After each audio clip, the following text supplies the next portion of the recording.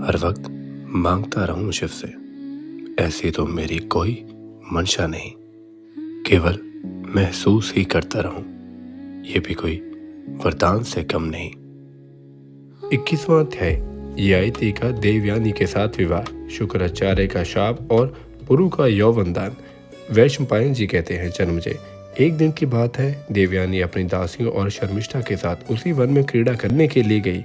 अभी वह विहार कर ही रही थी कि नहुष नंदन राजा ययाति भी उधर आ निकले।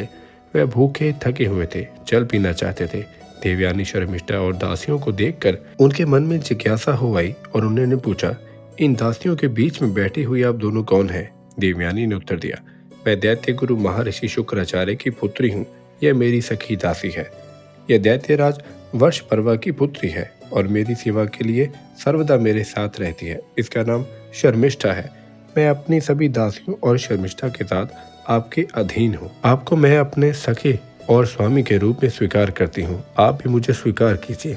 आपका कल्याण हो। ययाति ने कहा, शुक्र नंदिनी, तुम्हारा कल्याण हो। मैं तुम्हारे योग्य नहीं हूँ। तुम्हारे पिता क्षत्रिय के साथ तुम्हारा विवाह नहीं कर सकते। देवयानी ने कहा, राजन, आपसे पहले किसी ने मेरा हाथ नहीं थामा। कुएं से निकालते समय आपने मेरा हाथ पकड़ लिया, इसलिए मैं अपने स्वामी के रूप में आपका वर्ण करती हूँ।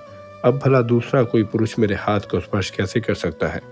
ययाति ने कहा, कल्याणी, जब तक तुम्हारे पिता स्वयं तुम्हें मेरे हाथों में नहीं सौंप देते, तब तक मैं तुम्हें कैसे स्वीकार कर लूँ? तब देवयानी ने अपने धाई से पिता के पास संदेश भेजा। उसके मुंह से सब बातें जो की त्यों सुनकर शुक्राचार्य राजा ययाति के पास आए। ययाति ने उठकर उन्हें प्रणाम किया और हाथ जोड़कर उनके सामने खड़े हो गए। देवयानी ने कहा, पिताजी, ये नहुषनंदन राजा ययाति है। जब मैं कुएं में गिरी थी, तब इन्हीं ने मुझे हाथ पकड़कर कुएं से बाहर निकाला था।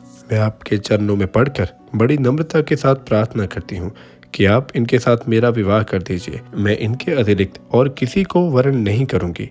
देवयानी की बात सुनकर शुक्राचार्य ने ययाति से कहा, राजन, मेरी लाडली लड़की तुम्हें पति रूप में वर्ण किया है। मैं कन्यादान करता हूँ, तुम इसे पटरानी के रूप में स्वीकार करो। ययाति ने कहा, ब्राह्मण, मैं क्षत्रिय हूँ। ब्राह्मण कन्या के साथ विवाह करने से मुझे वर्ण संकरता का दोष लगेगा। आप कुछ ऐसा उपाय कीजिए और वर दीजिए कि वह महान दोष मेरा स्पर्श न करे।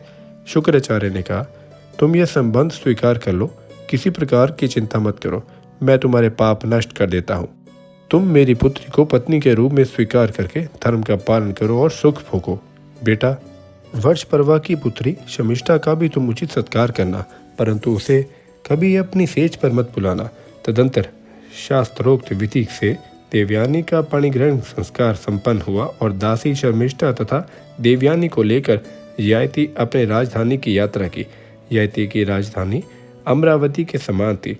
वहां लौटकर उन्होंने देवयानी को तो अंतपुर में रख दिया और शर्मिष्ठा तथा दासियों के लिए देवयानी की सम्मति से अशोक वाटिका के पास एक स्थान बना दिया तथा अन्न वस्त्र की समुचित व्यवस्था भी कर दी।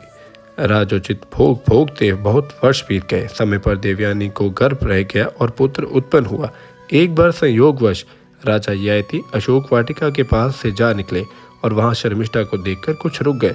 राजा को एकांत में पाकर शर्मिष्ठा उनके पास गई और हाथ जोड़कर बोली, जैसे चंद्रमा, इंद्र, विष्णु, यम और वरुण के महल में कोई स्त्री सुरक्षित रह सकती है, वैसे ही मैं आपके यहाँ सुरक्षित हूँ। यहाँ मेरी और कौन दृष्टि डाल सकता है? आप मेरा रूप, कुल और शील तो जानते ही हो। यह मेरा ऋतु का समय है। मैं आपसे उसकी सफलता के लिए प्रार्थना करती हूँ। आप मुझे ऋतु दान दीजिए। राजा ययाति ने शर्मिष्ठा के कथन का औचित्य स्वीकार किया। उन्होंने उसकी प्रार्थना पूर्ण की। राजा ययाति के देवयानी से 2 पुत्र हुए, यदु और तुर्वसु। शर्मिष्ठा से 3 पुत्र हुए, त्रुम्बम, अनु और परु।